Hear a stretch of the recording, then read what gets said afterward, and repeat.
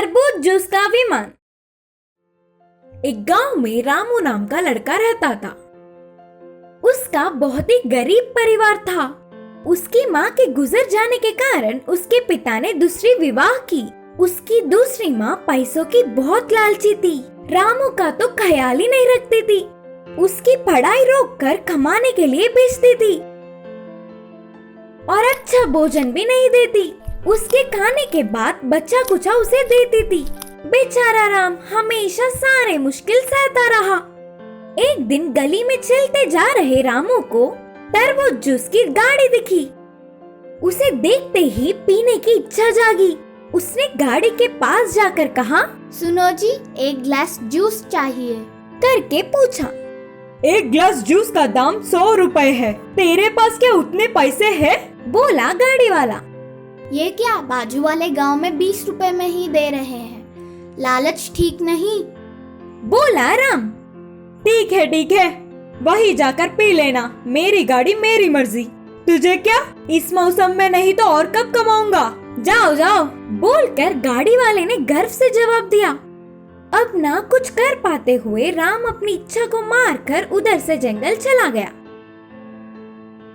जंगल में लकड़ियां समेटने वाले रामू को शिकारी के जाल में फंसी हुई एक पक्षी दिखी। वह पक्षी रामू को देखते ही बोली, अरे लड़के, मुझे बचाओ ना। उस शिकारी के आने का समय हो रहा है। मुझे जल्दी इस जाल से बाहर निकालो ना। बोलते हुए विनती करने लगी। वह रामू उसे देखते ही दया से छुड़ाकर खुली हवा में छोड़ दिया और तुरंत वो पक्षी देवी के रूप में बदल गई। मैं साधारण पक्षी नहीं हूँ, इस वन की देवी हूँ। मुझे बचाने के लिए तुम्हारा धन्यवाद। तुम्हें कौन सा वर चाहिए, मांग लो, पूरा करूँगी। देवी माँ, मुझे तुरंत तरबूज जूस पीने की इच्छा है, लेकिन वो गाड़ी वाला नहीं दे रहा है ना, क्या करूँ? राम ने बहुत ही मासूमियत से कहा। तो तुरंत देवी माँ ने तरबूज जूस के विमान का आविष्कार किया। उसे देखते ही, हे, तरबूज जूस का विमान, तरबूज जूस का विमान, बोलते हुए रामू खुशी से उछल पड़ा। ये विमान तुम्हारा ही है। तुम जितना चाहे उतना जूस पी सकते हो, देवी ने कहा। शायद रामू प्यासा होगा। उसने तुरंत 2 गिलास जूस पी लिया। फिर वो विमान से जल्दी गांव वापस लौट गया। गांव के सारे लोग आसमान में जा रही तरबूज जूस के विमान को देख चौंक गए। रामू जिसे भी जूस चाहिए हो उसके घर विमान में जाकर उसे जितना चाहे उतना जूस देता था और बदले में उनके दिए हुए पैसे ले लेता। ऐसे रामू ने पैसों के साथ साथ अच्छी नाम भी कमाई। इससे दूसरी माँ में बदलाव आने पर बेटे को अच्छे से ख्याल रखने लगी। उससे पहले गली में जूस बेचने वाले घमंडी गाड़ी वाला एक गिलास जूस का दाम 20 रुपए कम करने पर भी कोई उसके पास नहीं गए। इससे उसका व्यापार नष्ट होकर बंद हो गया। सोने की मिट्टी। एक गांव में राम नाम का व्यापारी रहता था। वो बहुत ही भला इंसान था। एक दिन राम बाजार जाने के लिए घर से बाहर निकला। उसी समय में उसके घर के सामने से 2 व्यक्ति 2 बड़े टोकरियों में मिट्टी ले जाते हुए दिखे। उन्हें बुलाया। मुझे थोड़ी सी मिट्टी की जरूरत है। क्या मैं इस मिट्टी को खरीद सकता हूँ? मुझे इसका दाम बताइए, कहा राम। फिर उन दोनों में एक व्यक्ति मिट्टी देने के लिए विचार कर रहा तो दूसरे व्यक्ति ने बेचने के लिए मानने पर दोनों टोकरियों की मिट्टी को घर में एक जगह रख के वे दोनों राम के दिए हुए पैसे लेकर बाहर आ गए। फिर से दोनों में से एक ने कहा, इस मिट्टी को जमींदार जी ने ले आने के लिए कहा था ना, तुमने इसे बेच दिया। अब जमींदार जी से क्या कहेंगे? तब दूसरे ने कहा, डरने की कोई बात नहीं, नदी के पास बहुत सारी मिट्टी है। फिर से वापस लौटकर मिट्टी लाके जमींदार जी को दे देंगे, करके बोला। दोनों नदी के पास जाकर मिट्टी लाकर जमींदार जी से मिले और उनके बोलने पर उन मिट्टी के टोकरियों को बंगले में एक जगह रखकर वहां से चले गए। दूसरे ही दिन ठीक समय देखकर जमींदार उस कमरे में गए और उन टोकरियों को देखकर परेशान हो गए। ये क्या अभी भी मिट्टी के जैसा ही है? करके सोचा। दोनों टोकरियों की जांच किया तो सब कुछ जैसे का वैसा ही था। तुरंत साधु को बुलवाया। आपके कहने पर शुभ मुहूर्त है करके नदी से मिट्टी मंगवा कर इस कमरे में रखवाया। इस लाई हुई मिट्टी एक दिन बीतने के बाद सोने में बदल जाएगा, कहा था ना आपने? तो फिर ये मिट्टी ऐसा ही क्यों है? जमींदार ने पूछा।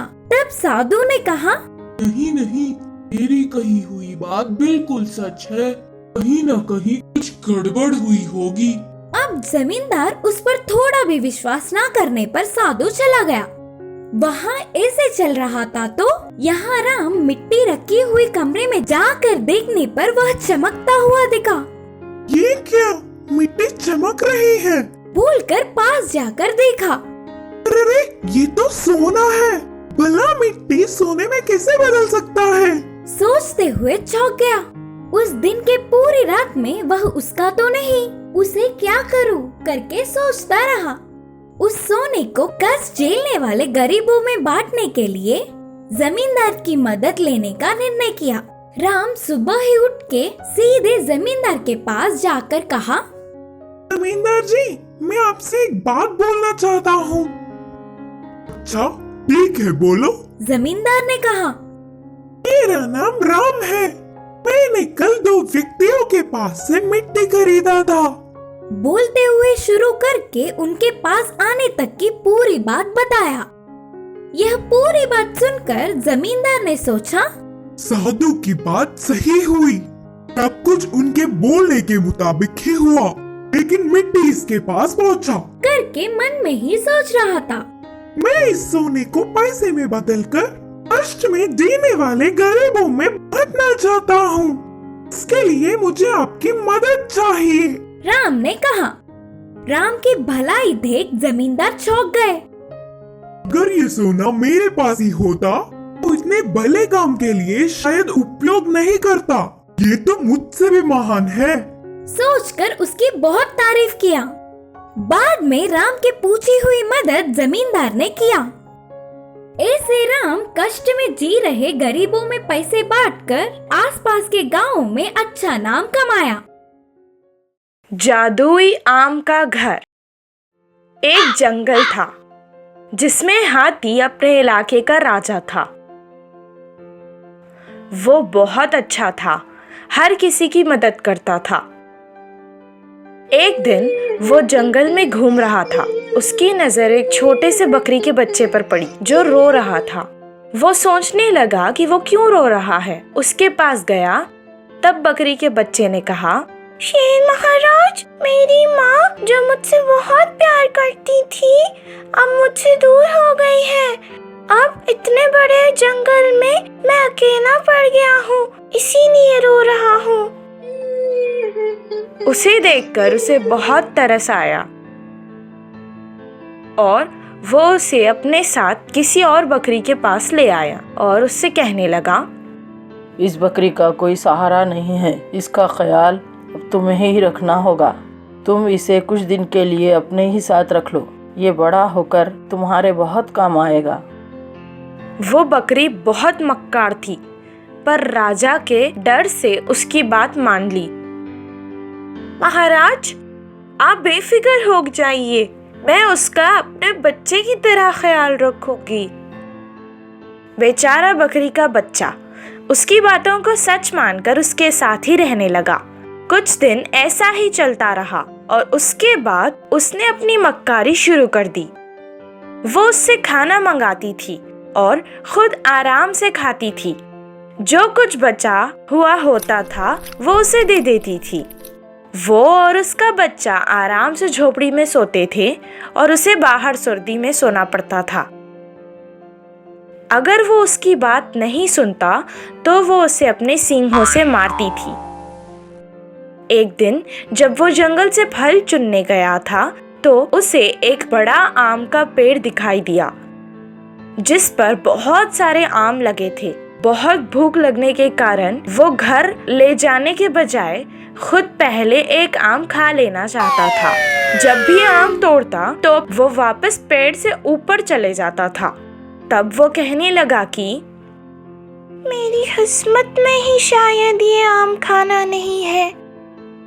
उसकी बात सुनकर आम के पेड़ ने कहा, ओ बकरी के बच्चे, मैं तो मजाक कर रहा था। मैं जादुई पेड़ हूँ, मैं तुम्हें रोता हुआ नहीं देख सकता, इसीलिए तुमसे मजाक कर रहा था। मुझे तुम्हारे बारे में सब पता है। मेरे जादू से मैं तुम्हारे लिए एक आम का घर बनाऊंगा, जिसमें तुम आराम से जितना चाहे आम खा सकते हो। वो आमों में खासियत है, अगर तुम एक आम खा लो तो तुम्हें भूख नहीं लगेगी और उससे इतनी ताकत आ जाएगी कि तुम किसी से भी लड़ सकते हो। अचानक वहाँ एक बड़ा सा आम प्रकट हुआ। तब उसे देखकर वो हैरान हो गया कि उसमें कैसे जाए। अचानक उसमें से एक दरवाजा खुला। वो उसके अंदर गया और देखा कि उसमें बहुत सारे आम रखे थे। पेड़ ने जैसा कहा था वैसा ही हुआ। एक आम खाते ही उसकी भूख खत्म हो गई और वो बहुत शक्तिशाली बन गया। वो अपने घर वापस आया। जैसे ही बकरी ने देखा कि वो फल नहीं लाया, उसे बहुत गुस्सा आया और वो उसे मारने के लिए आगे आई। तभी उस बकरी के बच्चे ने उसे ही मार दिया, जिससे वो बहुत दूर उड़कर गिरी। उसकी ताकत देखकर उसे पता चल गया था कि कुछ गड़बड़ है। उस रात वो दोनों बच्चों को अंदर सुलाकर खुद बाहर सो गई। तब उसने उसे जादुई आम की कहानी सुनाई। अगले दिन सुबह होते ही वो आम के पेड़ के पास आई और उस पेड़ को झूठी कहानी सुनाने लगी। उसने उसकी बातों पर भरोसा करके उसे भी आम का घर दे दिया।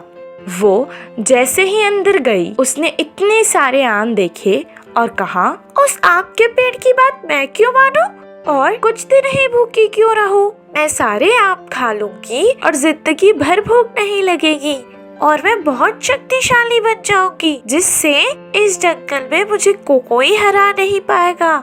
इतना कहकर वो सारे आम खाने लगी। उसने कुछ ही फल खत्म किए थे कि वहाँ एक भूत प्रकट हुआ। उसके पास एक लकड़ी थी, जिससे उसे बहुत मारा।